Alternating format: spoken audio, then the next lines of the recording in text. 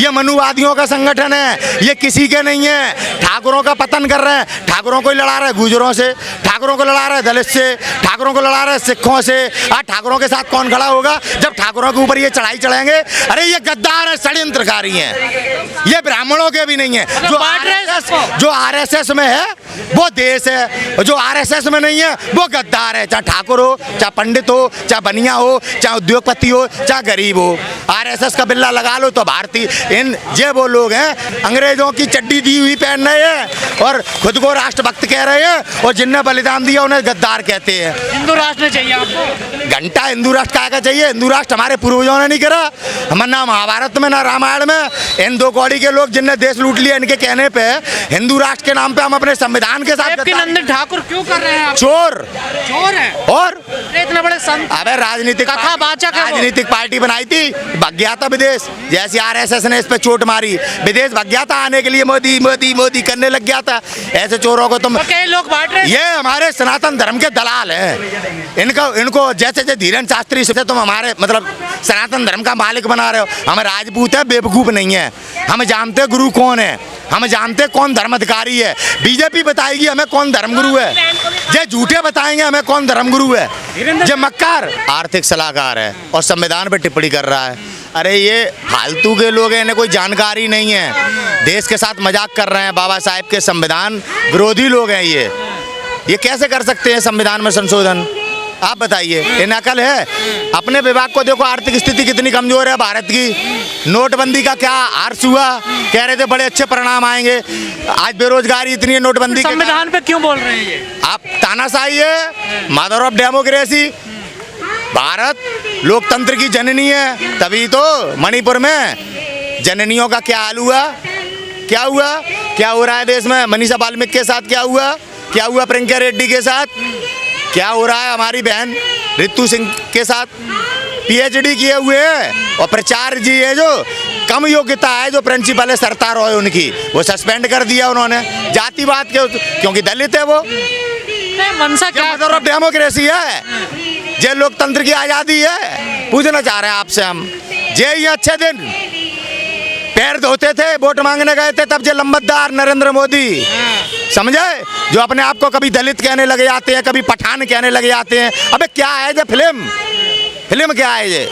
तो आपके करीबी हैं, आपको पता। अरे हमारे करीबी है, जुमलेबाज को हमारे करीबी कह रहे हैं आप। देश दुखी है, प्रताड़ित है देश इनसे।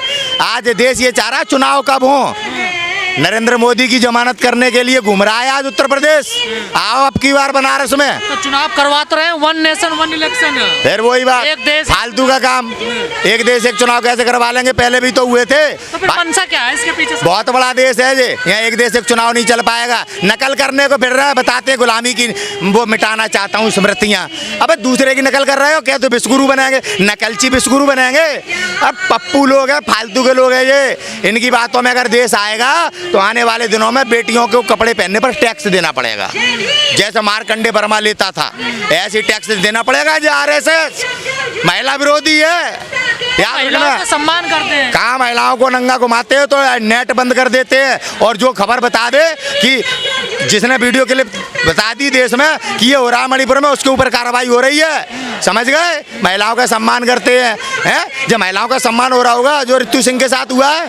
पहला इशू तो पिछले 4 महीनों से जो मणिपुर में हिंसा चल रही थी, बीच में बंद हो गई, अब फिर से कुछ हिंसा हुई है, उसके बारे में हमारी एक टीम मणिपुर जाकर आई है। हमारे सेक्रेटरी शफी मदनी साहब और मैं खुद भी कुछ टीम में हम शामिल थे, और हमारे मणिपुर के जो ऑर्गेनाइजर हैं वो उसमें शामिल थे, तो उसकी कुछ डिटेल्स हम आपको बताएंगे। इसके अलावा पिछले दिनों में 3 बड़े संशोधन और अमेंडमेंट्स हमारे क्रिमिनल लॉज में, आईपीसी, सीआरपीसी और एविडेंस एक्ट, ये 3 जो हमारे बहुत पुराने लॉज थे, इनको रिपील किया गया है और इनको नए नामों से इंट्रोड्यूस किया गया है। इसमें कुछ नई चीज़ें शामिल की गई हैं, कुछ पुरानी चीज़ें हटाई गई हैं।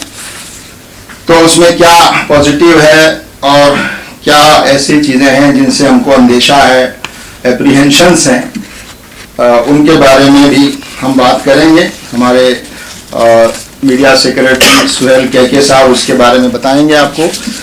इसके अलावा एक और बिल आया है, डाटा प्रोटेक्शन बिल, और इस बिल में भी कई बातें ऐसी हैं जो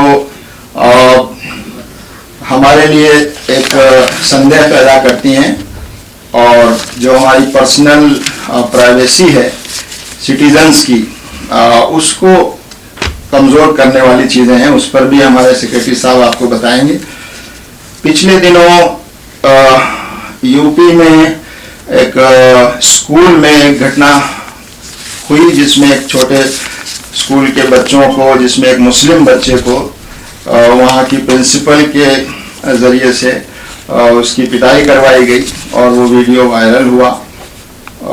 तो ये एक इस्लामोफोबिया जो धीरे धीरे समाज में घर करता जा रहा है, और एक नफरत का माहौल जो हमारे स्कूलों तक भी पहुंच रहा है, इस पर जमात इस्लामी हिंद क्या सोचती है वो आपके सामने आएगा।